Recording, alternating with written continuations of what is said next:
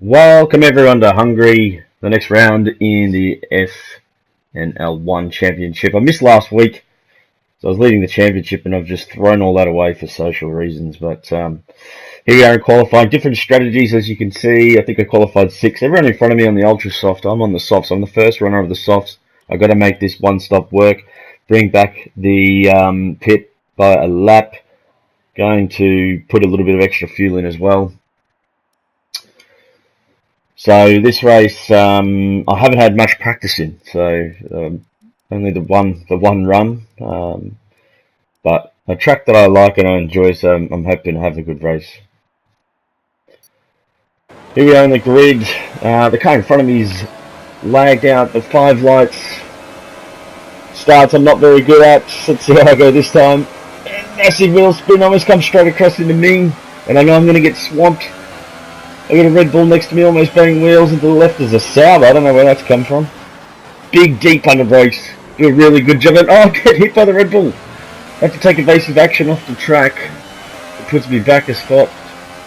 Bloody Mike there, getting those Red Bull wings out, knocks me off the track, run a little bit wide. A bit disappointed there. I want to stick those 3 runners up in front in the ultra softs. I want to be as close as I can with them.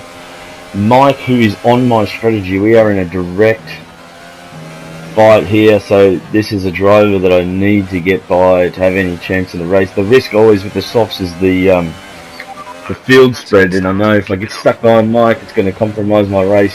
He runs a bit wide, he's making mistakes. Goes to the inside. Almost lose my front wing there. This is not going well. He runs wide again and lets me through. So I lost a few seconds there, but I'm past him, which is the main thing. But a few seconds could mean all the difference in a race, and think about those 3 seconds or 3 seconds later on in the race, because it does come back to bite me. But from here on in, every lap I'm at 100%, even though I'm on a 1 stop at the tyres. With the softs and the medium don't wear out too badly. Here we are. I'm going to just fast forward to the lap 2. Here's lap 4. I'm in 3rd position. One of the guys in front of me is pitted for an undercut.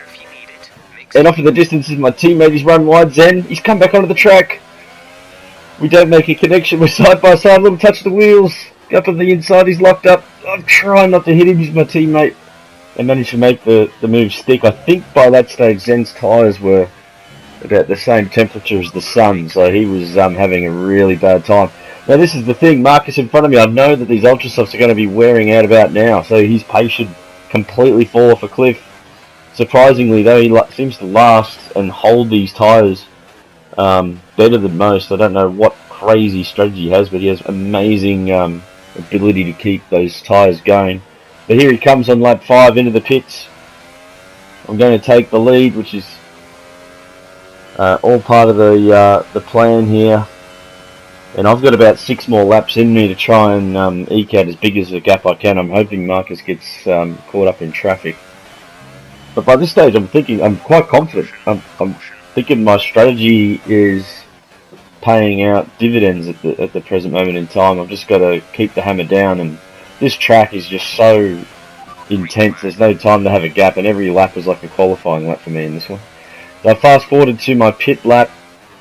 A really tricky pit entry, this one. It just seems to keep curling and curling, and I run wide here, almost in the green barrier. Very cautious on entry. Really easy to get done for caught speeding in pit lane. So here we come. I'm going to come on my mediums, my one and only stop. Marcus goes by. He retakes the lead. He's still got 1 more stop to go. Now here I'm hoping not to get out in traffic. If I can get in a clear, it's going to give me a really big chance of the win, I think. And I can see a couple of cars on the mini-map. Side by side, I think about having a big lunge, but I don't want to ruin my race here. I know these guys have to pit. Can I get in front of the Red Bull? I can't. I'm spewing here. Put the ERS into low. I'm just going to have to sit in behind these guys. Be patient. I know they're going to have to pit. And try and harvest my battery. Just fast forward in this lap. Get a good run on Hawks in the Red Bull, but he comes straight into the pit, so that works out well for me. I didn't get held up too much there. Just Ferrari, NZ, to go, and luckily, as you'll see on this lap, I catch him, and we're on different strategies here. Ferrari makes a little mistake and realises that we're about to have a battle. There's no point, and kindly lets me on through, so we both continue on our merry way. So pretty smart racing there by Ferrari. Fast forward to lap 20, and this is where I retake the lead again. Marcus is in the pits now. Look at the mini-map. There's 3 cars behind me. Keep an eye on that mini-map. I passed Marcus for the lead. If he gets stuck behind those 3 cars, that is what is going to give me a really big shot at the win. Now I'm looking at that mini-map again, and this is during the race. Here he comes out of the pits. I see the Renault flying up behind him. I think the Renault's going to get him. I'm going around this corner. I'm literally watching the mini-map, just hoping to see that he's not in front of them all, and he is. Marcus has somehow come out perfectly in front of all that traffic, and that sends a shiver down my spine, because he is now on a fresh set of softs, and I'm on a wearing set of mediums. What's also interesting at this stage, my mechanic tells me there is rain due in 10 to 15 minutes time, and I'm looking at the lap counter, and I'll be out, looks like it'll be coming out in about 10 to 15 minutes. So that's another thing that worries me.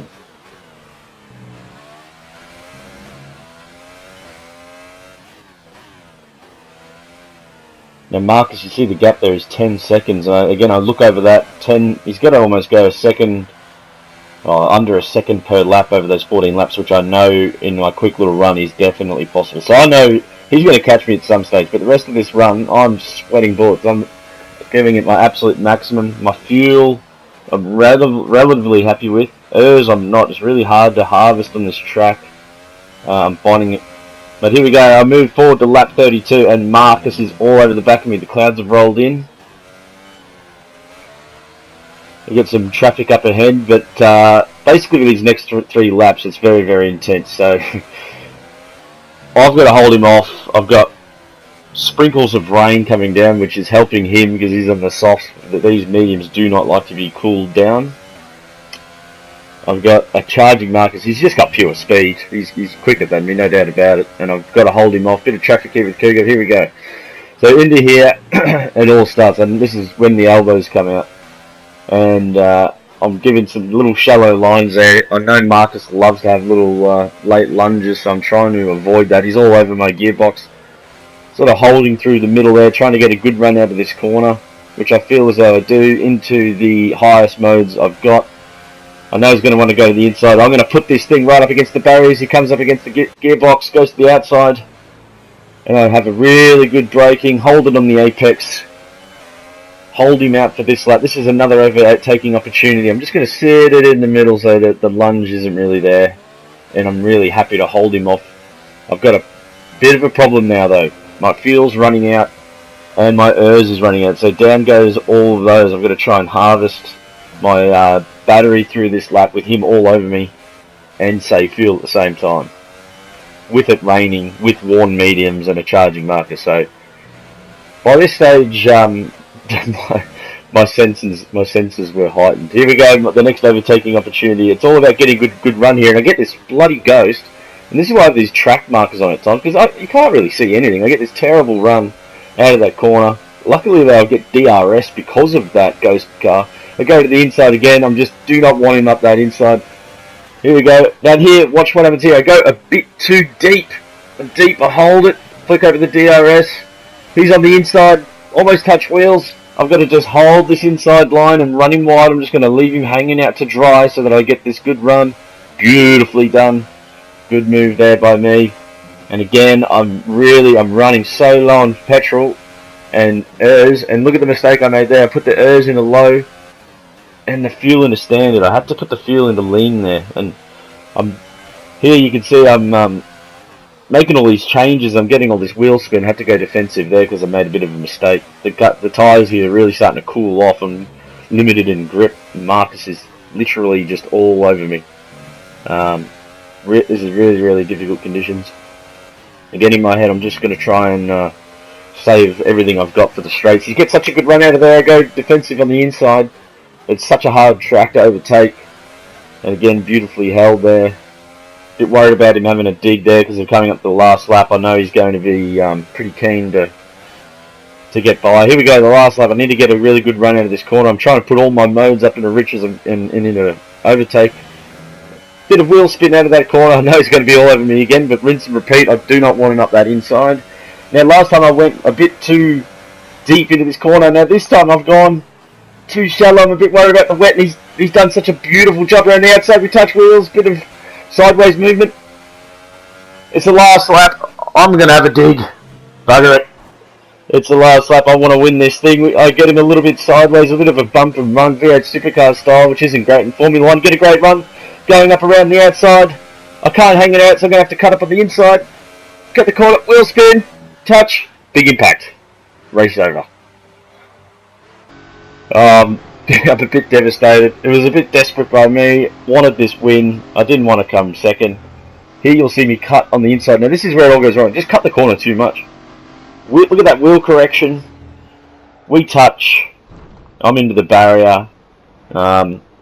Oh, look, you know, if I didn't cut the corner and actually took it and took that cut the way I wanted, I think I actually would have been able to have a fairly decent crack at getting him. And then beyond here, it would have been almost impossible to overtake. So, just a little bit off on that cut back there. I'm hoping I didn't damage. Lucky I didn't take him out or damage him, I suppose. But I've come out with damage. It looked worse on his behalf on the stream, but I've definitely cut the corner there to gain advantage. Either or, anyway, I would have run out of fuel, as you'll see. I was so busy with the barrel that I forgot to put the fuel in lean, and I limped across the line in a second place. And I'm pretty stoked about considering the limited amount of time that I had to practice. But what a race. Rain, strategy, battles, crashes, and here's the podium. My teammate Zen on the podium as well, so good for Mercedes to clean up points. But Marcus is in the driving seat now for the championship. I'm not sure how many races left are in this championship, maybe one. So it's all up to him. It's his to lose. Can he handle the pressure in Belgium? And we know anything could happen at Spa. So join us next week for what promises to be another absolute cracker.